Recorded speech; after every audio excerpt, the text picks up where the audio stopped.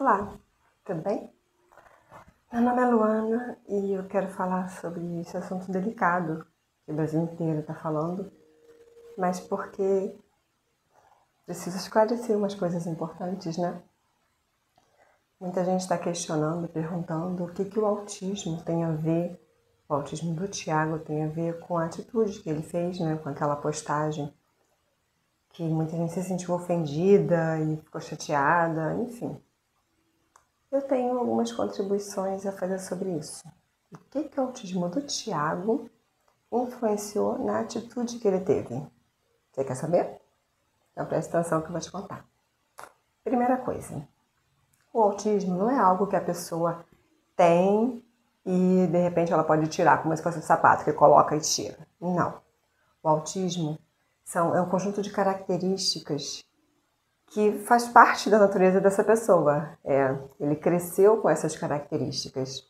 E uma dessas características que provavelmente ele tem, porque o autismo é um espectro, né? São muitas características, nem todo autista tem as mesmas características e um autista não é igual ao outro. Mas o comportamento dele nos faz crer que uma das características que ele tem, e que geralmente é a mais problemática, por assim dizer, né? Em pessoas autistas de nível 1, é a rigidez cognitiva. O que é a rigidez cognitiva? Eu entendo a rigidez cognitiva como sendo, por exemplo, um carro com a direção antiga, aquela direção dura, sabe? É difícil de dirigir, difícil de manobrar, difícil de estacionar, difícil de fazer baliza. Isso é a pessoa que tem rigidez cognitiva. Já as outras pessoas que não têm essa característica, que têm a flexibilidade cognitiva, seria como um carro com direção hidráulica. Qual a diferença entre os dois? No carro da direção dura, você faz muita força, muito esforço para mudar a posição, mudar a rota, para estacionar, fazer baliza. É um esforço físico, uma energia que gasta muito grande para fazer uma coisa que é considerada simples num carro de direção hidráulica, que você só vira a mãozinha, vira o dedinho e já está resolvida a questão. Então essa é a diferença. A pessoa que tem a rigidez cognitiva, ela tem que fazer um esforço muito maior quando ela tem que fazer mudanças de rotina, por exemplo, quando ela está fazendo uma coisa que é programada e alguma coisa aconteceu que muda. Não, sei lá, eu ia almoçar espaguete hoje e de repente, não tem macarrão, vou ter que comer arroz e feijão. Então essa pessoa, ela sente um impacto grande, porque ela estava programada para fazer aquilo, para comer aquela refeição, ou para ir almoçar em tal lugar, ou para fazer tal coisa. Então o cérebro dela já é meio que programado para fazer determinadas tarefas. Então quando há um corte abrupto, ela tem dificuldade de se reprogramar, de se readequar à situação, como uma outra pessoa que não tem essa rigidez faria muito mais rapidamente. Então, como ela tem esse desgaste físico, emocional, de energia, já é algo desconfortável para ela. Então, rigidez cognitiva é uma das justificativas para a gente entender a atitude que ele tomou. Por que isso? Porque a Maíra e ele tinham combinado com o público, com todos vocês, que eles iam passar cada etapa da gravidez, que todo mundo ia acompanhar detalhe por detalhe. Então, na cabeça dele, já estava programado tudo o que aconteceu, eu vou compartilhar com o público. Foi isso que a gente combinou, não foi? Então, quando chegou aquele momento em que aconteceu uma coisa e ele foi postar essa coisa porque na cabeça dele era esse o padrão, era isso que ele estava condicionado a fazer, foi isso que aconteceu. Ele não pensou, ele não imaginou, ele não teve uma leitura de ambiente para identificar que a situação mudou, que a situação não era mais a mesma, que aquilo que ele ia fazer não estava mais no mesmo clima de antes. Ele não teve essa leitura de clima e de ambiente. Por quê? Porque essa dificuldade em ler as mudanças de clima e ambiente pode ser mais uma característica encontrada em pessoas com autismo. Então, segunda dificuldade, a leitura de ambiente. Então, o autista com nível 1 de suporte significa o quê? Que de vez em quando ele precisa de alguém que o ajude a compreender algumas coisas. Por exemplo, que o ambiente mudou, as circunstâncias mudaram, que o que foi combinado antes, não dá para prosseguir da mesma maneira. Então, ele precisava de um suporte que naquele momento dissesse isso para ele. Bom, isso aparentemente, eu não sou amiga, não conheço, Nunca vi pessoalmente, nunca falei nem com o Thiago nem com a Maíra. Eu estou dizendo a partir do meu conhecimento em autismo e nele, né? No que ele demonstra e a Maíra demonstra em todos esses vídeos que eles postam. Então, essas duas características provavelmente levaram ele a tomar essa atitude, porque ele postou, por causa disso. Rigidez cognitiva, estava programado fazer isso, então ele fez. Não teve ninguém que dissesse, ó, não, acabou, não vamos mais cumprir esse combinado, não tá legal, agora mudou. Não teve ninguém que fosse o suporte e dissesse isso para ele naquele momento. Isso é o princípio, por que ele fez. Segundo momento, porque ele não viu problema naquele vídeo. Por que ele não achou que as pessoas iriam se sentir ofendidas com aquelas imagens? Porque ele pensa e sente de modo diferente. Naquele momento, o que ele viu foi o filho dele. Aquela imagem, para ele, não era uma imagem de morte, era uma imagem de vida. Foi o primeiro e o único momento que aquele pai teve com o filho dele. Então, ali, quando ele viu os dedinhos, as mãozinhas, o rostinho, tudo sendo formado, para ele aquilo era vida, ainda que não fosse mais. Mas para ele era, porque ele estava ainda no momento de vida. No coração dele, ele tinha um filho, era o filho dele. Então, se quem viu não viu do mesmo jeito, aí é problema de quem viu, mas ele estava vendo o filho. Estava tendo o único momento dele com o filho dele. Na Bíblia diz, em Salmos, que o Senhor viu o nosso corpo ainda informe no ventre da nossa mãe. Então ele teve esse momento, assim, esse insight meio que divino de ver o filho dele ainda em formação. Foi isso que ele sentiu naquele momento. Então ele não enxergou, não pensou, não sentiu como outras pessoas poderiam estar sentindo. Ele sentiu o filho.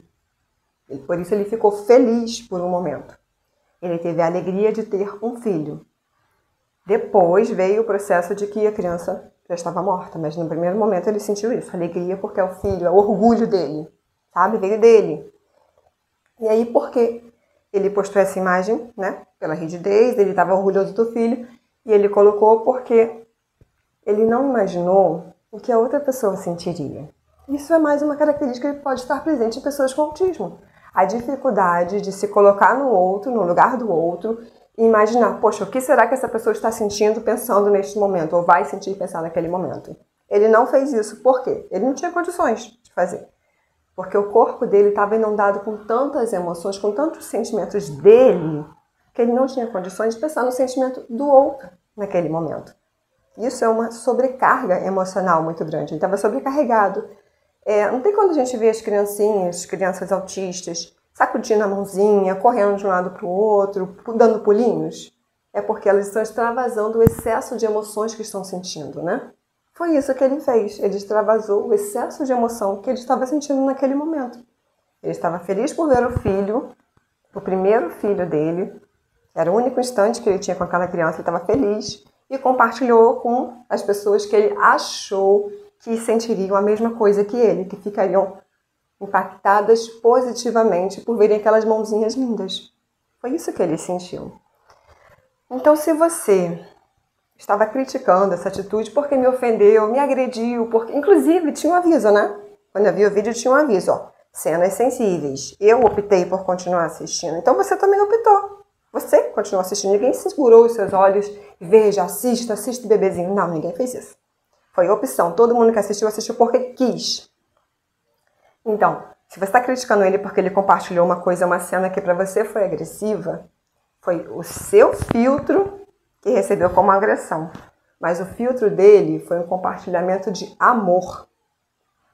Entende? Um momento paternal.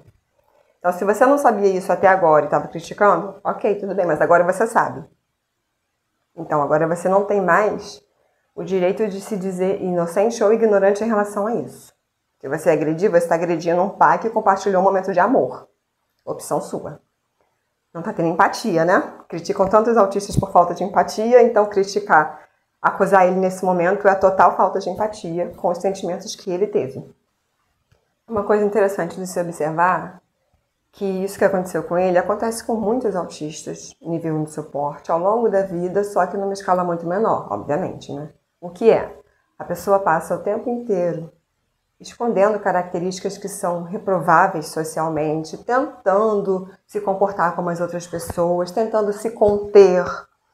E às vezes tem relação a sentimentos muito intensos, como eu falei, né? A Maíra chegou a falar sobre dissociação.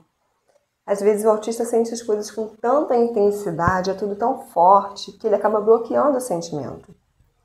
Porque ele não sabe lidar, entendeu? É difícil lidar com tantas emoções, tantos sentimentos, tantos estímulos. Então, em muitos casos, eles bloqueiam. E claro que isso inconscientemente, né? Então, ele pode ter essa dificuldade de lidar com os sentimentos. Por isso que depois, no dia seguinte, ele foi trabalhar, continuou trabalhando, continuou seguindo a vida, porque é um sentimento muito intenso, precisa ser processado e com ajuda. Tanto que tem nível de suporte, né? Até, mesmo se não tivesse, mesmo se não fosse autista, precisaria de ajuda. Mas sendo, precisa mais ainda, porque é uma ajuda especializada, ajuda de quem entende como ele processa as coisas, como ele sente. Então ele precisa dessa ajuda nesse momento. Ele precisa saber que precisa dessa ajuda, tem isso também. Porque muitos autistas não têm muita consciência dos próprios sentimentos e das próprias necessidades. Então, se você acha que o autismo não tem nada a ver com essas atitudes, você precisa estudar um pouquinho mais sobre autismo. Inclusive, como eu dizia, né, tem pessoas nível de suporte que passam por isso ao longo da vida. Como assim? Elas passam o tempo inteiro tentando se comportar como as outras, tentando ter atitudes socialmente aceitas. E no momento de sobrecarga, seja sensorial, seja emocional, ela acaba tendo um deslize, seja pequeno, seja grande. E diante dos deslizes, as outras pessoas vão, como assim? Por que essa pessoa está agindo dessa maneira? Por que foi grosseira? Por que fez isso? Por que fez aquilo? Não, mas essa pessoa é cretina, essa pessoa é mau caráter. E no final das contas, essa pessoa simplesmente não suportava mais sustentar essa imagem. Uma imagem de que ela é como as outras, sendo que não é. Então, isso é uma questão mais social, uma dificuldade social, uma dificuldade de leitura social, uma dificuldade de enxergar o mundo como os outros enxergam. Então precisa ser compreendido, né, gente? Tanto no caso dele, que é uma pessoa muito famosa, quanto das outras pessoas, dos outros autistas que podem estar à sua volta. E você simplesmente critica dizendo, tomou essa atitude que não tem nada a ver, nunca fez nada parecido, como é que agora fez isso? Chega uma hora que cansa. Chega uma hora que é difícil sustentar um mascaramento, né? As atitudes cotidianamente aceitas. Então é isso. Se você não entendia, agora você entende. Então ele precisa calmar, precisa lidar, né, com todos esses sentimentos e sair um pouquinho da mídia, né? Porque a área dele é a área da economia, não é a área social. Na minha opinião, é claro, eu não mando, não conheço, não tem nada a ver com isso. Mas eu acho que a área social está mais no perfil da Maíra, que inclusive também precisa lidar com os sentimentos dela, para que ela não faça essa dissociação, como ela falou, porque se o propósito dela inicial, ao postar esses vídeos, era ajudar as mulheres que passam por dificuldades para engravidar e tal, é isso, Maíra, você passou por uma dificuldade, não para engravidar, porque você engravidou, você teve o seu bebê. Não deixe que tirem isso de você. Você teve um bebê no seu ventre, você engravidou, você gerou essa criança. Só que não chegou até o final da gravidez. Perdeu no meio do processo. Então, quando você conseguir lidar com esse sentimento de perda, essa frustração, diante de Deus, sabe? Lidar diante de Deus, com ajuda, com pastoras que você conheça, que sejam do seu hall de amizade, com pessoas experientes, que tenham sabedoria de Deus para te orientar, para te ajudar. Você podendo lidar com isso, superar essa fase, ao invés de dissociar, você vai ajudar muito mais milhares de mulheres, como você tinha se proposto no início. Então, a minha dica é essa, né? Minha sugestão é essa, que você possa lidar com isso com ajuda, sozinha não. Nem você, nem o Thiago, sozinhos não dá. Sozinhos é perigoso, sabe? É ruim. Vocês precisam de ajuda, pessoas de confiança e competentes que possam ajudar vocês a passar por esse processo, por esse luto. É isso, então, peço permissão a vocês por eu ter falado tudo isso sobre vocês, né? Que no final das contas são figuras públicas e acabam reproduzindo situações que os anônimos também passam, mas não tem quem os defenda, não tem nem quem exponha tudo isso e diga, olha, isso aconteceu por causa disso, isso e isso. Então, enfim, peço desculpas, peço a permissão de vocês para a publicação desses comentários, né, esse vídeo, e digo que eu sinto muito, muito mesmo pela perda de vocês, que eu espero que vocês consigam lidar com isso, superar e tenha volta por cima, que essa etapa da vida de vocês não seja um momento para esquecer, mas um momento para vocês mostrarem que vocês vão sair muito mais fortes, que vocês vão ser capazes de lidar com isso diante de Deus, com a sabedoria de Deus, sabedoria divina para a vida de vocês, para que vocês possam, inclusive, nortear tantos casais, tantas mulheres, tantas famílias que passam por situações semelhantes e não sabem o que fazer, tá bom? Então, um beijo no coração do casal. Para quem não entendia, agora entende. E esse é o meu recado. E é isso.